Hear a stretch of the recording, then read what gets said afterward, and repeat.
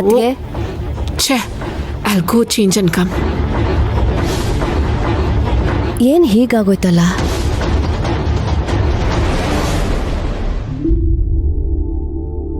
ತಿನ್ನು.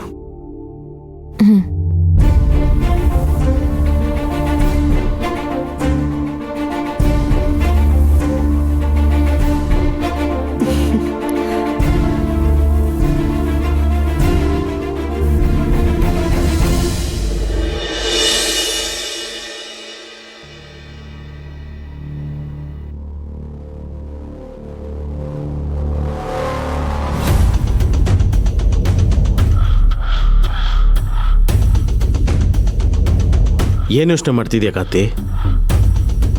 ಏನಿಲ್ಲ ಪ್ರಬಲ, ಆ ಕಾವೇರಿ ಕೊಡ್ತಾ ಇರೋ ಡಯಟ್ ಲಿಸ್ಟ್ ನೋಡಿ ನನಗೇನೋ ಒಂಥರ ಅನುಮಾನ ಬರ್ತಿದೆ. Something is not right.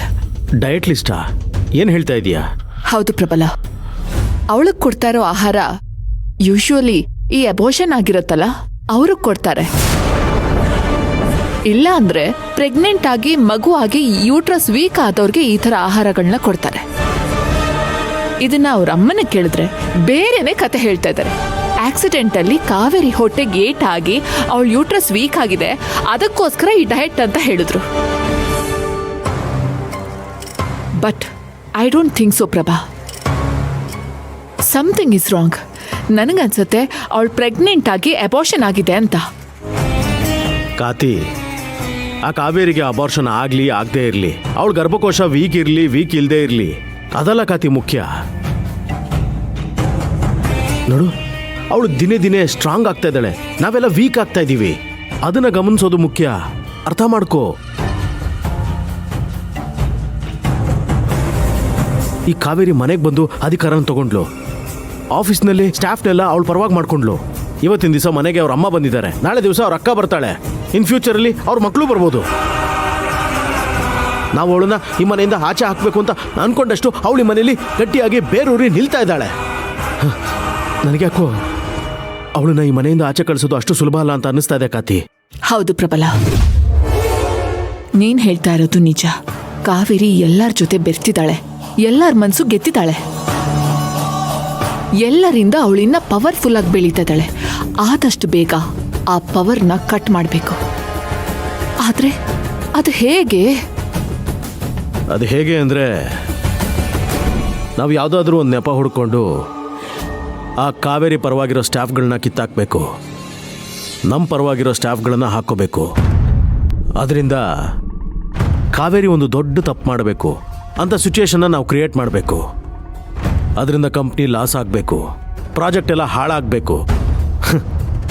ಅಷ್ಟಾದರೆ ಸ್ವತಃ ಮಾವನೇ ಕಾವೇರಿನ ಕಂಪ್ನಿಯಿಂದ ಕಿತ್ತು ಆಚೆ ಹಾಕ್ತಾರೆ.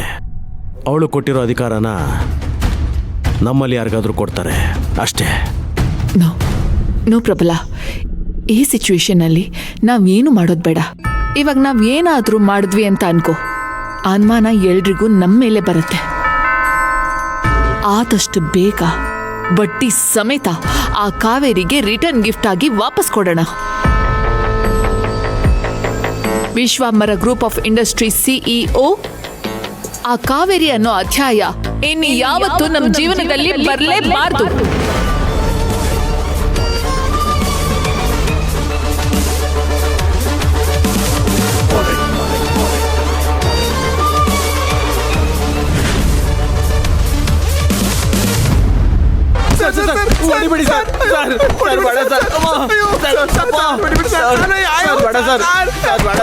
ಕಾನ್ಸ್ಟೇಬಲ್, ಸಾಕು ನಿಲ್ಸಿ.